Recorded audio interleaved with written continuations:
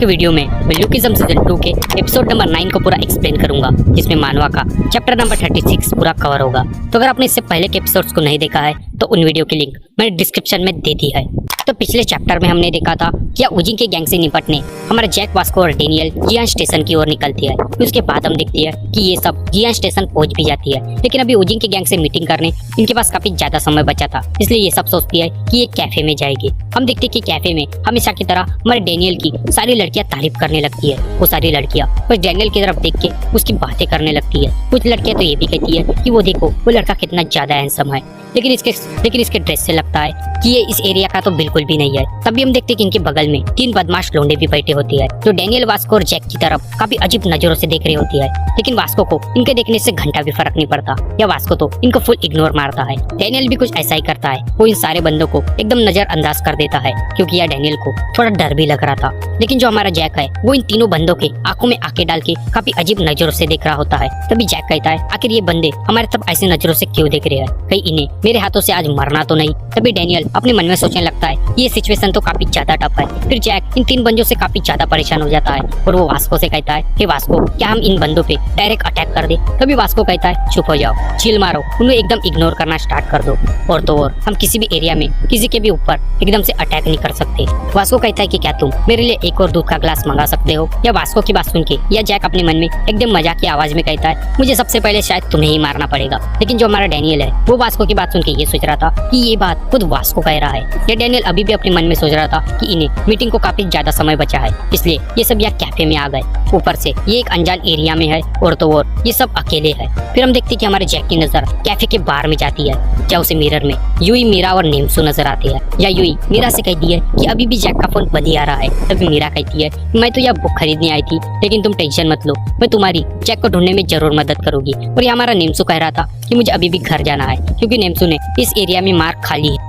हम देखते कि इन सबको देख हमारा जैक थोड़ा सोच में पड़ जाता है और अपने मन में कहता है, आखिर ये सब यहाँ पे क्या कर रहे हैं? तभी जैक अपनी जगह से उठता है और वास्को और डेनियल से कहता है, तुम सब यही रुक जाओ, मैं थोड़ी देर में आता हूँ। फिर जैक यूई, मीरा और नेम्सू को पीछे से आवाज मारता है। फिर ये सब पीछे पलट के देखती है। हम देखते कि यूई जैक को देख के काफी ज्यादा खुश हो जाती है, क्योंकि यह यूई को लग रहा था कि जैक ने शायद उसे आवाज मारी है। लेकिन जैक सीधा मीरा के हाथों को पकड़ लेता है और मीरा से कहता है, आखिर तुम यहाँ पे क्या कर रही हो? या यूई बीच में जैक से बात करने की कोशिश करती है, लेकिन जैक उसकी बातों को एकदम इग्नोर मार देता है। तभी यूई जैक से कहती है, हे जैक, क्या तुम्हारा काम खत्म होने के बाद क्या तुम हमारे साथ कैरियोके चलोगे? लेकिन जैक यूई की बातों पे ज्यादा ध्यान नहीं देता। तभी मीरा कहती है, मैं तो यह बुक खरीदने आई थी और मैंने ये भी सोचा कि तुम्हारा काम खत्म होने के बाद मैं तुम्हारे साथ कहीं घूमने चलूं, लेकिन तुम तो शायद कैरियोके जा रहे हो। हम देखते कि भाई यूई अभी भी जैक से बात करने की कोशिश कर रही थी। यूई जैक से कहती है, हे जैक, आखिर तुम्हारा फोन क्यों बंद दिखा रहा था? लेकिन भाई जो जैक है वो यूई की बातों को एकदम नजरअंदाज करता है और मीरा से कहता है कि क्या हम मेरा काम खत्म होने के बाद एक साथ कैरियोके चले?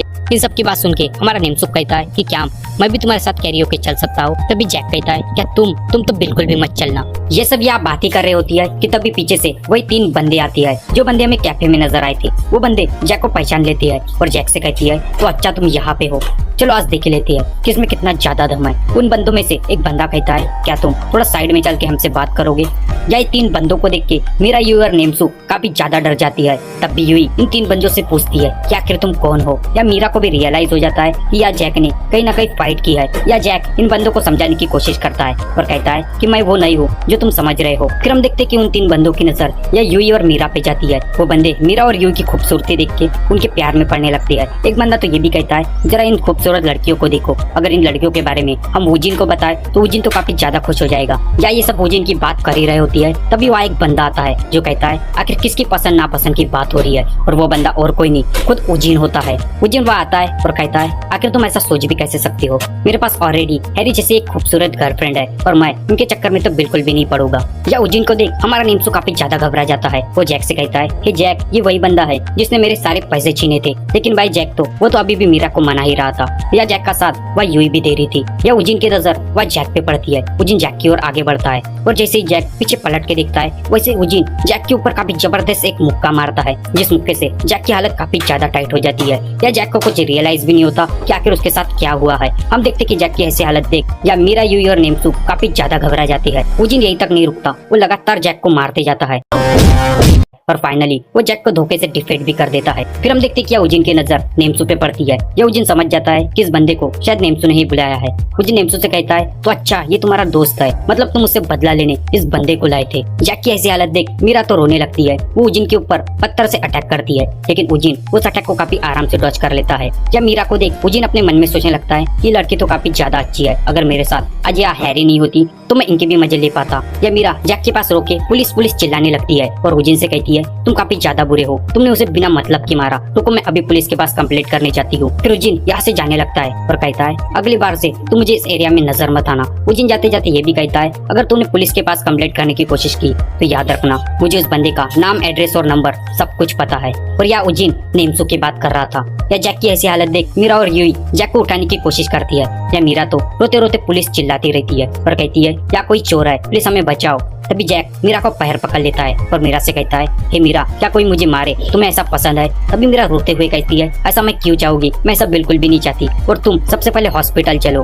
तभी जैक एकदम गुस्से में नेम्सू से कहता है हे नेम्सू अभी हमें उन बंदों से मिले कितना और समय बचा हुआ है। तब नेम्सू कहता है अभी हमारे पास और भी 20 मिनट बचे हुए हैं। फिर हम देखते कि यहाँ जैक एकदम गुस्से से पागल होने लगता है। यहाँ हम देख सकते कि जैक की आंखों से खून भी बह रहा था। जैक एकदम गुस्से में कहता है अभी ये सब खत्म नहीं हुआ है, असली लड़ाई तो अब शुरू होगी। फिर इसके बाद हमें उजिन नजर आता है जो अपनी गैंग के साथ हमेशा की तरह अपने बकरे का वेट कर रहा था। या उजिन का एक बंदा उजिन से पूछता है कि आज हमारा कस्टमर आखिर किस चीज को खरीदना चाहता है। तभी उजिन कहता है कि वही हमेशा की तरह वो इस जूतों को खरीदना चाहता है। या उजिन कहता है कि ये जूते हमारे लिए काफी ज्यादा लकी साबित हो रहे हैं और इन जूतों के कारण हमने काफी ज्यादा पैसे कमाए हैं। या उजिन कहता है कि मुझे जूतों से याद आया, मुझे वो कल वाला लड़का भी नजर आया था, लेकिन आज उसने अपने साथ एक और लौंडे को लाया था, लेकिन मैंने उसे भी काफी ज्यादा बुरी मार मारी। या उजिन अपने गर्लफ्रेंड से कहने लगता है हैरी आखिर हमारा कस्टमर कितने टाइम पे आने वाला है। या उजिन अपने गर्लफ्रेंड से ये भी कहता है अब तो तुम्हें सब कुछ पता चल गया है, मतलब तुम ये सब सीख चुकी हो और शायद मुझे तुम्हारे फेक आईडी से उन बंदों से बात करने की कोई जरूरत नहीं, क्योंकि वो काम तुम खुद भी कर सकती हो।